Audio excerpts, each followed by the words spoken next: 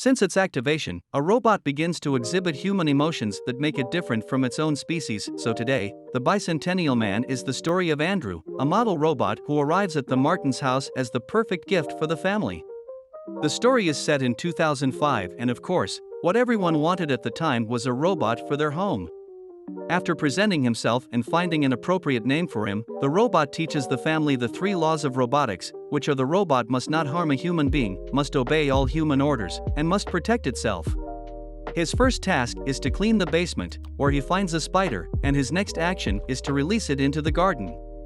Then he discovers an old record player, which he repairs, and begins to use it at night to listen to opera.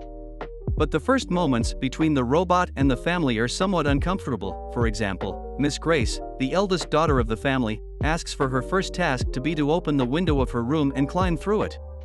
Obediently, Andrew complies with the order, and when he falls from the first floor of the house, he begins to suffer some defects. So when he realizes this, Mr. Martin gets angry and demands that everyone treat him as a person. One day, on a trip to the beach, Andrew was only focused on protecting the girls. Half Amanda, who is the youngest in the family, shows the robot a crystal horse that she collects and keeps as her favorite piece. But Andrew accidentally drops it and it shatters on some rocks, unleashing the girl's anger. Motivated by the accident, Amanda begins to study about wood engraving and reads a complete book on the subject in seconds. Shortly after, she designs a wooden horse piece and gives it to Andrew as a way of apologizing for the accident. Not only does he achieve this, but in gratitude, the girl gives him her favorite stuffed toy, and they reconcile. All of this surprises Mr. Martin, who decides to share this experience with the North American robotics owner and creator of Andrew, hoping to meet other robots like his. Instead, the creator offers to reconfigure Andrew since a robot should not have feelings, and also tries to bribe them with money so they won't tell what happened to Andrew, as it could jeopardize the business. This upsets Mr. Martin, and after arguing with the robot creator, he leaves the office with Andrew. On their way back, he promises to teach them about his clock and chronometer business, and why not also teach them about human things, starting with a warm and easy chat about how children are born. After clearing some doubts, Andrew discovers something he hadn't noticed before: laughter, and this awakens another human feeling in him.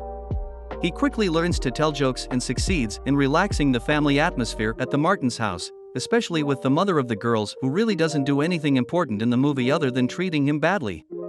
But things don't stop there, because Amanda offers to teach Andrew how to play the piano duet, and he accepts.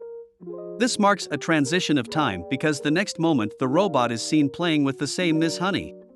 Oh, excuse me, that's another movie. But what is true is that Amanda is now an adult and is played by the same actress who played Matilda's teacher, because it's not known how many years have passed, but it's been quite some time. And Andrew has become a professional clockmaker.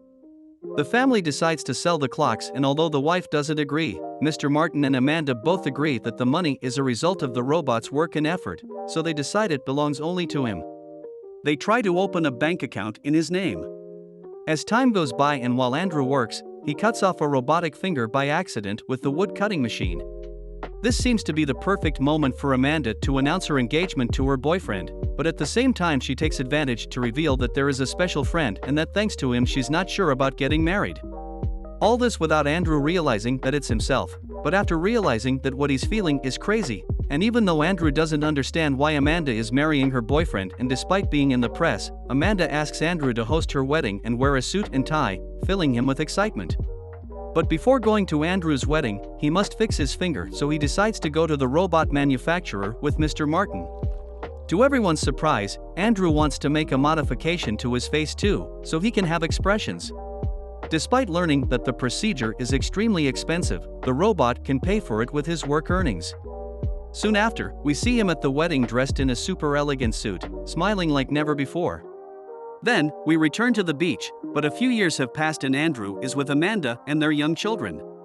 Both reflect and come to the conclusion that Andrew deserves to be free and not follow any more orders. Amanda offers him all the money in her bank account to Mr. Martin, who gets angry and refuses. Although he agrees to grant Andrew his freedom, he asks him to leave the house so he can be free.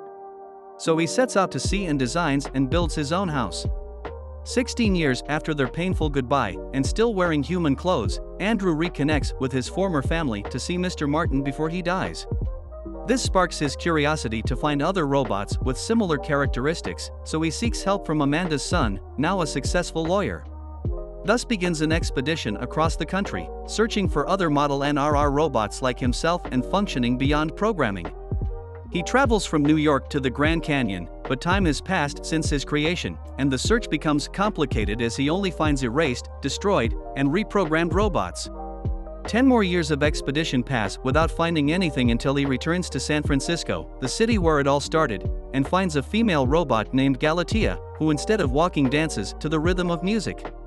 This leaves Andrew in awe, but it was short-lived as he almost instantly finds out that Galatea has a personality chip, meaning she is programmed to act that way. Rupert, who will now be known as his star surgeon, tells him this. Rupert was working on an experiment to replicate the physical appearance of humans and robots. When Andrew hears this, he is excited about this idea despite being frightened by all the wiring and connections he sees for the first time. In the end, our robot definitely loves surgeries and decides to undergo this physical change. The operation is a complete success, and now Andrew is a heartthrob and looks just like Robin Williams. So, with his new look, he returns to his former family's house and is surprised to find a young lady in charge, but it's not her, it's actually her granddaughter Portia. Andrew doesn't understand why or how he looks so much like his grandmother, and he's upset about it to the point where he doesn't get along with Portia. But what he didn't know is that 20 years had passed since he started his expedition. Days passed, and after adopting a puppy, Andrew makes amends with Portia just in time because shortly after, Amanda dies in a futuristic hospital bed while holding the wooden horse that brought them together years ago. Even though he can't cry, Andrew feels great pain from this loss, and this motivates him to ask Rupert, his star surgeon, to perform artificial organs compatible with humans to extend life, and a nervous system for robots. At the same time, he begins to feel an attraction between the android and Portia. They play chess, go for walks in the park, and even she invites him to a party, despite having a boyfriend. She lets go of him to dance with our robot, all very romantic, until she clearly tells him that she wouldn't be able to invest her feelings in a machine. That's why Andrew undergoes another intervention with his star surgeon. This time, it's not an aesthetic obsession, he's looking to activate a nervous system in his body. That's when he begins to feel pain and other things. To prove that it works, he asks Portia to kiss him. After a passionate kiss and realizing that he feels everything, his beautiful girl announces that she's going to marry someone else. So the android begins to feel bad and finds comfort with his star surgeon while they drink beer, even though he can't taste it. The important thing is that they reach an agreement to continue with Andrew's humanization, and now the idea is to create a system that allows him to perceive flavors, and the best part for our robot to feel pleasure, to make it delicious. With this, jealousy begins to enter Andrew's life, until one day, in the middle of the wedding preparations, he looks for Portia and tells her that he loves her again. He kisses her passionately, and Andrew and Portia end up in bed 2 seconds after this passionate moment. Our almost ex-robot's stomach starts to rumble from hunger, and then, well, you'll see for yourselves. Despite mutual love, Portia is no longer sure about being together because society probably won't accept them, so the robot in love presents himself at the World Congress to ask for a law to declare him a real human being. But this isn't that simple, and even though Andrew defends his request, it's denied because he has an android brain. At the same time, he's informed that society wouldn't be ready for a human to be eternal. And after this, many years pass. The A is about to turn 75 and feels he doesn't want to live forever, even though it is painful. So he decides to get a blood transfusion to degrade his system and be mortal, old, and with a lot of hair. Andrews presents himself again at the World Congress, asking to be declared human again. At this point, he just wants recognition and a dignified death. The president of the Congress tells him that it is a matter of discussion that he has to wait for a decision on. So he thanks her and leaves with his wife. Later, android Portia, who is about to turn 200, is found in a room with breathing machines and a human nurse. While they are there, a transmission begins, which we presume is television from the future. We then see the president of the World Congress announcing that Andrew is officially declared a human being. But he doesn't get to realize this because seconds before the announcement, our dear robot dies of old age, next to his beloved. He asks the nurse, who turns out to be none other than Galatea, to disconnect him so he can die next to his love with the hope of meeting him again somewhere else. This was the Bicentennial Man. Don't forget to subscribe to Best Recaps and turn on the bell so you don't miss the next videos.